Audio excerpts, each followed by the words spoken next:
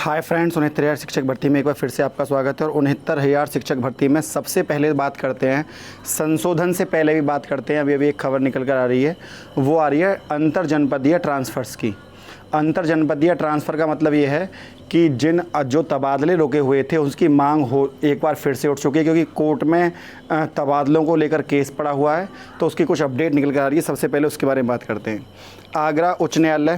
आगरा में न्यूज़ छपी है कि उच्च न्यायालय के आदेश के बाद प्रदेश में चल रही शिक्षकों की 69 शिक्षक भर्ती पर रुक जाने से परिषदीय शिक्षकों के अंतर जनपदीय स्थानांतरण की सूची जारी होने की आस एक बार फिर जगी है, क्योंकि यही अभ्यर्थी थे जो 68,500 में भर्ती हुए।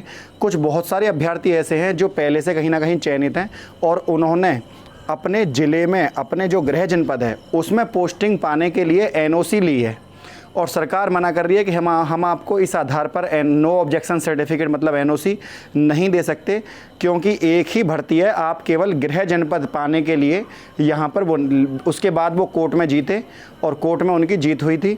और कोर्ट से जीतने के बाद सरकार ने आदेश दिए थे कि यदि यही अभ्यर्थी, कोर्ट ने सरकार से ये पूछा था कि यदि यही अभ्यर्थी अगर ये इस्तीफ़ा देने के बाद भर्ती प्रक्रिया में होते तो क्या ये अपना गृह जनपद नहीं पाते? मतलब आप इनको भर्ती प्रक्रिया में नहीं रोक सकते। हाँ, वहाँ पर कोर्ट का कहना ये था, इलाहाबाद हाई कोर्ट का, कि आप इनको नहीं रोक सकते। कारण क्या है?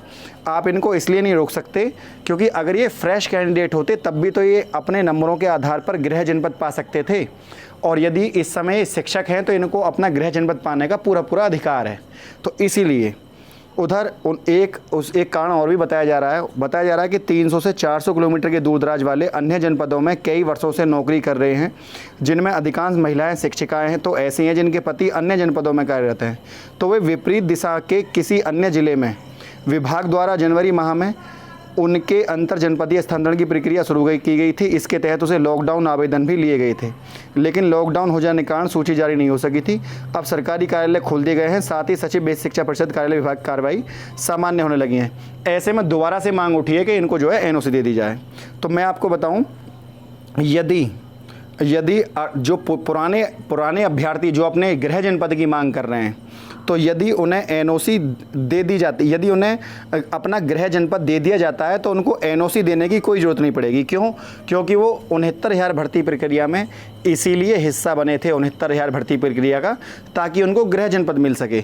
अब जब आप उनका ट्रांसफ़र ही कर देंगे तो वो 69,000 भर्ती प्रक्रिया में भाग ही क्यों लेंगे? और इससे सीधा फ़ायदा होगा सेकंड काउंसलिंग को।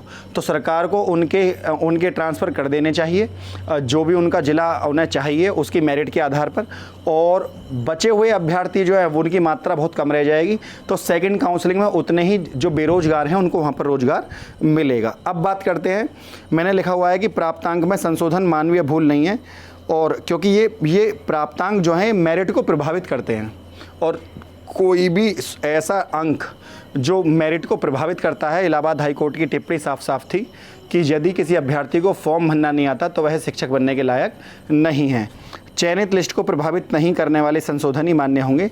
ऐसा कोई भी संशोधन जिसमें माता का नाम हो, पिता का नाम हो, या ऐसा कोई, मैंने बार बार अपनी वीडियोस में पहले भी ये बताया था, जब कोर्ट का आदेश आया था तो कोर्ट के आदेश को आधार बनाकर ही मैंने वीडियो बनाई थी, जिसमें मैंने साफ ये कहा था कि 69,000 शिक्षक भर्ती के संदर्भ में संशोधन को लेकर अब कुछ भी नहीं होने वाला है। ऐसी स्थिति में जहां आप जो चयनित हो चुके हैं वो तो बदलाव कर सकते हैं, क्योंकि वो चयनित हैं, वो भी प्राप्तांकों के अंदर नहीं कर सकते। अगर प्राप्तांक गलत पाए गए तो जो काउंसलिंग प्रक्रिया है उसमें उनको भी बाहर कर दिया जाएगा। लेकिन हाँ, रोल नंबर, रजिस्ट्रेशन नंबर और आपका मूल निवास प्रमाण पत्र, जाति प्रमाण पत्र, तो कोई भी ऐसा जो सर्टिफिकेट है जिसमें केवल नाम नंबर गलत है, माता का नाम, पिता का नाम, गांव का नाम, ये गलत है तो सही हो जाएगा। और ऐसा भी हो सकता है कि कहीं किसी ने OBC का SC कर दिया हो तो वो चेंज नहीं होगा। क्यों? क्योंकि वो कोर्ट में मान्य नहीं है।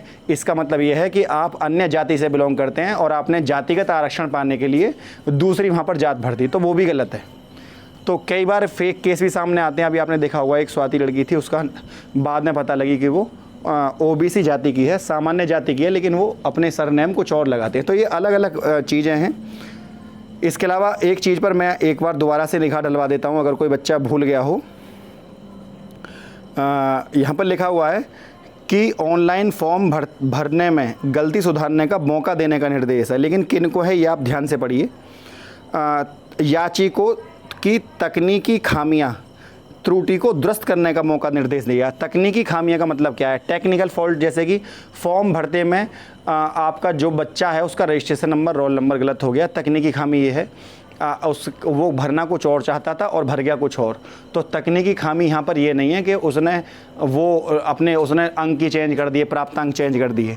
तकनीकी खामी का ये है कि वह अभ्यर्थी अपना जो रोल नंबर है या उसका रजिस्ट्रेशन नंबर है वो ए का जगह, जैसे किसी के नाम में अल्फ़ाबेटिकली वर्ड आ रहा है तो उन्हें बाकायदा उसके एग्जाम्पल दे के आदेश में समझाया था। वो मैं आपको बता दूंगा इसके बारे में, आगे और पढ़ लीजिए, उसको पता लग जाएगा। इसमें लिखा हुआ है ऑनलाइन फॉर्म भरने में मामूली गलती हो गई। मामूली का मतलब जानते हैं आप? मामूली का मतलब ये है ऐसी कोई भी गलती जो चयन सूची को प्रभावित नहीं करती, वो गलती। लेकिन याची को असफलता नहीं मिली ऑनलाइन दुरुस्त करने में। भर्ती कार्यालय गलती सुधारने का मौका दिया, कार्यालय ने मना कर दिया, बच्चे कोर्ट चले गए। कोर्ट जाने के बाद उन्हें त्रुटियों को ठीक करने का मौका मिल गया। ठीक है, अब पहले भी अभ्यर्थी कोर्ट में गए थे, भर्ती लंबी चली, आपको पता है कुछ हुआ नहीं। 250 शिक्षा मित्रों को भी यहाँ पर लेटर लिखा, उनकी भी निगाह कोर्ट के फैसले पर टिकी है कि हमें कोर्ट से कुछ ना कुछ मिल जाएगा, क्योंकि माननीय मंत्री महोदय ने ये कह दिया था कि ठीक है इन 250 शिक्षा मित्रों को शामिल कर लो। इनसे गलती से शिक्षा मित्र की जगह विशिष्ट BTC भर गया, इनका शिक्षा मित्र बनाओ यहाँ पे। और अगर आपको पता है यदि वो शिक्षा मित्र या तो उतनी सीट जोड़ी जाए, और अगर सीट नहीं जोड़ी गई तो सीधी सी बात है इतने ही जो चयन सूची में चयनित अभ्यर्थी हैं उन पर प्रभाव पड़ेगा। तो ऐसी गलती कोर्ट में माने नहीं, फिर वो बच्चे कोर्ट चले जाएंगे जो बाहर निकलेंगे। तो ये भी अब जो है 9 सितंबर की कॉज लिस्ट जारी हुई है, 69,000 केस की अपडेट नहीं है। और 8 सितंबर की कॉज लिस्ट जारी हुई थी, उसमें कॉमन नंबर केस आना था ऋषभ मिश्रा वाला, उसकी भी कोई अपडेट नहीं है। मतलब भविष्य में जो कॉज लिस्ट जारी होगी कॉमन नंबर पर अभी हाल फिलहाल में कोई सुनवाई नहीं है, जल्दी ही इसके ऊपर भी सुनवाई देखने के लिए मिलने वाली है। मतलब ये है कि अलग अलग आंकड़ों पर यह हर कदम पर विवाद है, अधर में चयनित हैं, नियुक्ति के इंतजार में सभी की निगाहें सुप्रीम कोर्ट के फैसले पर टिकी हैं। तो सुनवाई चल रही है। अभी तो मेन मुद्दा जो है वो चल रहा है MRC को लेकर, वो चल रहा है NCBC आयोग में। तो जो अन्य पिछड़ा वर्ग आयोग है यहाँ पर से अभी भर्ती का निकलना अभी तो रास्ता साफ नहीं है। क्यों? क्योंकि पहले सरकार ऑर्डर का इंतज़ार कर रही है। सरकार को जैसे ही ऑर्डर प्राप्त होता है सरकार उसकी कॉपी NCBC के ऑफिस में लेकर जाएगी। सरकार उस कॉपी को NCBC के ऑफिस में दिखाएगी। NCBC के ऑफिस में यदि उनको लगा कि हाँ ये चीज़ें जायज़ हैं तो ऐसी स्थिति में, जायज़ होने की स्थिति में उन चीज़ों को मान्य किया जाएगा। लेकिन यदि किसी भी प्रकार से वो उन चीज़ों से NCBC खुश नहीं हुई तो कहीं ना कहीं भर्ती फिर भी अटकी रहेगी, और सरकार जब तक उन चीज़ों को क्लियर नहीं कर देगी भर्ती का रास्ता साफ़ नहीं होने वाला। मतलब ये है कि सरकार को ऐसा पहले से ही जो 12 चीज़ें उन्होंने मांगी हैं NCBC ने, सरकार को वो ब्यौरा पहले ही बनाकर रख लेना चाहिए। ऑर्डर आते ही सरकार उसको सौंप दे कि अब लीजिए, अब कोर्ट से मानने हैं। अब ये तो सरकार ही है कि अभी तक इन चीज़ों को क्लियर सरकार क्यों नहीं कर रही है।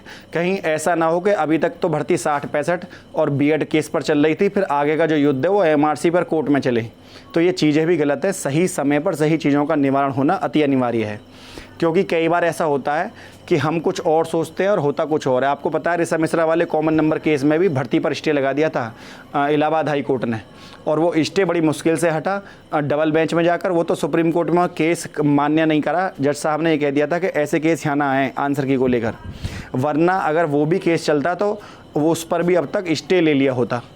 तो ऋषभ मिश्रा वाला जब भी केस आगे कॉमन नंबर का आएगा तो वो खारिज नहीं होने वाला इतनी आराम से, क्योंकि उन्होंने RTI के माध्यम से कई प्रश्नों के उत्तर निकाले हैं जो खुद सरकारी महकमों ने उनके उत्तर दिए हैं। तो किसी भी मैटर को हल्के में न लेकर सरकार इन मामलों का निवारण करे, ताकि अभ्यर्थियों को जो उनका नियुक्ति पत्र है वो उसकी डेट सुनिश्चित हो सके कि हाँ हमें इस डेट में नियुक्ति पत्र मिलना है। तो फ्रेंड, यदि वीडियो आपको अच्छी लगी तो वीडियो को लाइक, शेयर और चैनल को सब्सक्राइब करना ना भूला करें। आज के लिए इतना ही। जय हिंद, जय भारत।